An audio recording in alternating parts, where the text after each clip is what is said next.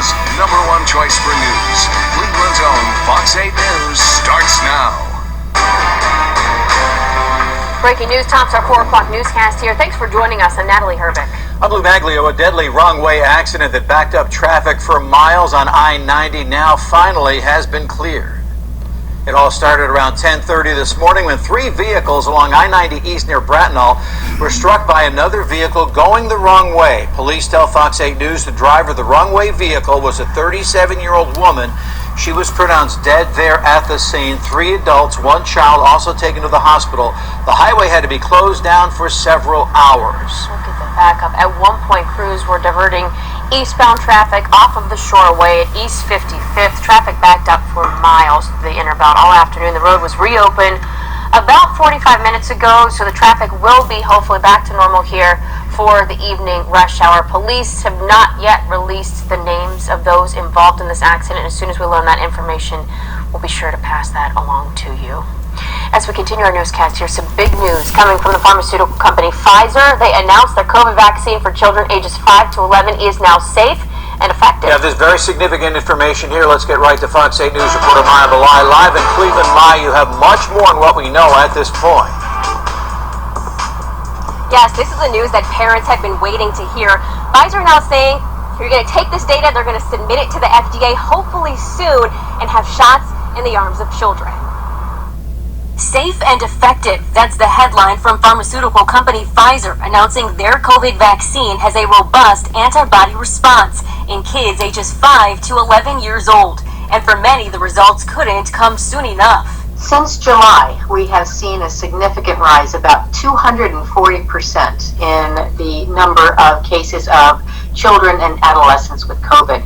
Certainly we know going back to school was a big part of that. Infectious disease doctor KRISTIN England of the Cleveland Clinic says now the next step is submitting the data to the Food and Drug Administration for emergency use authorization.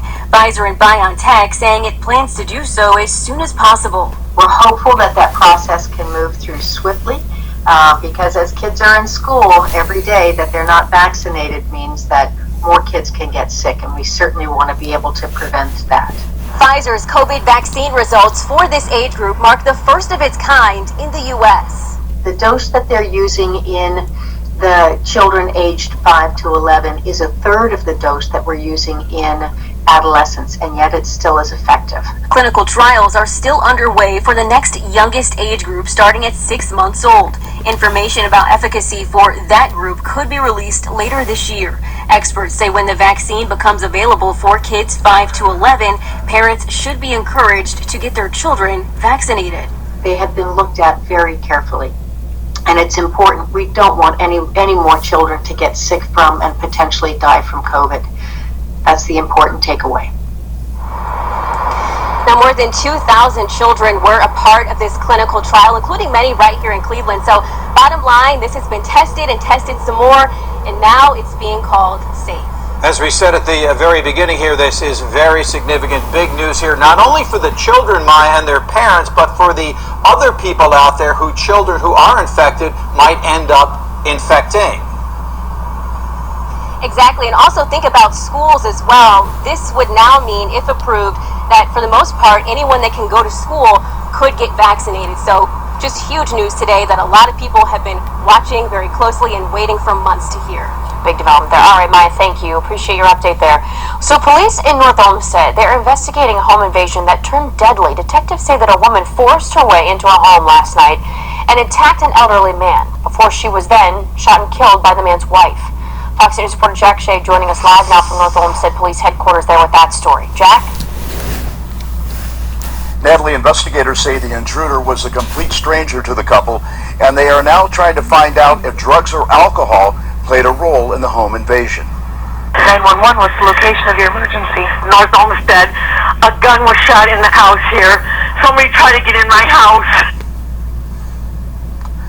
Sunday, just before 11 p.m., a 69-year-old woman reports that she and her 72-year-old husband were inside their home on Mastic Road when there was a knock at the door. Her husband opened the door and attempted to speak with a woman identified as 21-year-old Kiera Tompkins. Investigators say Tompkins then forced her way into the house and began struggling with the 72-year-old man. That's when his wife retrieved one of their guns and shot Kiera Tompkins in the chest. She was taken to Fairview Hospital, where she was pronounced dead. Investigators say it appears the homeowner was justified in defending her husband and their home. Kiera Tompkins is from St. Louis, but recently moved to Cleveland to live with her aunt. Her car was found parked in the middle of Mastic Road. The deadly home invasion has left two families grieving and in shock.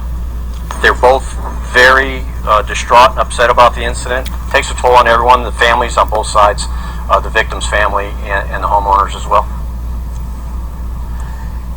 And tonight, police are waiting for the results of testing by the medical examiner to find out if Kiera Tompkins had any drugs or alcohol in her system. They are also trying to find out where she was before the home invasion. Natalie? All right, Jack Shea reporting live there with a devastating story there in North Olmsted. Jack, thank you. Condolences from around the city for Cleveland Mayor Frank Jackson and his entire family after his grandson Frank Q. Jackson was shot and killed last night on the city's east side. Fox 8's Jennifer Jordan live in the newsroom with more on this. Jennifer. Well, Lou, 24-year-old Frank Q. Jackson was no stranger to police, having a history of run-ins with the law. But now the search is on for the person who shot and killed him. Police were called to a home in the Garden Valley complex at Sitaway and East 70th Street around 9 o'clock last night. The Fox 8i team has learned a female told officials that the mayor's grandson asked her to drop him off in the area. According to police records, moments after Frank Q. Jackson got out of the vehicle, someone shot him. Mayor Jackson was on scene for much of the night, speaking with officers. Cleveland Police Chief Calvin Williams and Ward 6 Councilman Blaine Griffin also there. The 24-year-old Frank Q. Jackson has faced legal trouble recently. In July, he was charged with felony assault on an officer after a police chase in Parma back in January. He was charged with domestic violence after an argument with his then-girlfriend back in December of 2020. Now, Cleveland City Council reacting to the murder, saying, quote, "We offer our deepest sympathies to Mayor Frank Jackson and his family for the death of his 24-year-old grandson, Frank Q. Jackson, last night. Cleveland police are investigating, and we believe the person or persons responsible will be apprehended and brought to justice."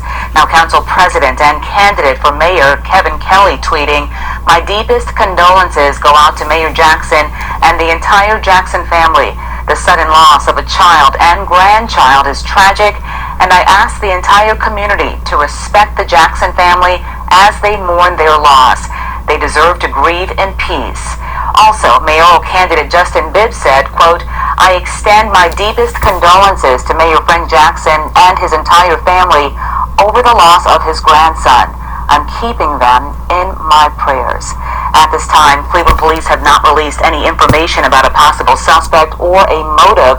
A $5,000 reward is now being offered for information leading to an arrest and conviction. Lou? And of course, our best to the Jackson family as well. Thank you, Jennifer. Well, a local city council is considering freeing up police officers for more serious crimes by sending civilians to handle the lower priority calls. Fox 8's Dave Nethers has more on how this would work and reaction as well to this. Hi, Dave. Hi, interesting concept. We're in Akron where the FOP president tells us that the police department has taken measures in the past to free up police officers from low priority calls. That includes not responding to any unverified alarm calls, the vast majority of which, like 97% of which, had been false alarms. The city council, however, now is reviewing a new proposal to free up those officers from low priority calls. It would send specially trained teams of counselors, civilians, to those low priority calls, and that could include mental health issues, noise or homeless complaints, where uniformed officers might not be needed. A council consulting with a group called the Law Enforcement Action Partnership, which believes that there are low priority calls that might escalate just because an armed uniformed police officer is present. And on the flip side of that is the chance that things could escalate without a police officer there. Many of these social workers have been assaulted on calls when police officers aren't there. And so the calls that they were going to, they thought they did need the police, and then, in fact, they did need the police. Yeah, the FOP president also worries about this maybe being sort of a backdoor way of defunding the police department, depending on where the money comes from for this program. Coming up at 5, though, you'll hear from some proponents of this effort who say that there is a long list of reasons why the city should consider doing this. Well, with a topic like this, you're bound to get some very strong opinions on both sides, so we'll look for that report then at 5 o'clock, too. Thank you, Dave. Fox 8 Night Team tonight has uncovered an investigation into police officers paid to work in 2 places at the same time. My team reporter Ed Gallick live to show us what's going on here. Ed.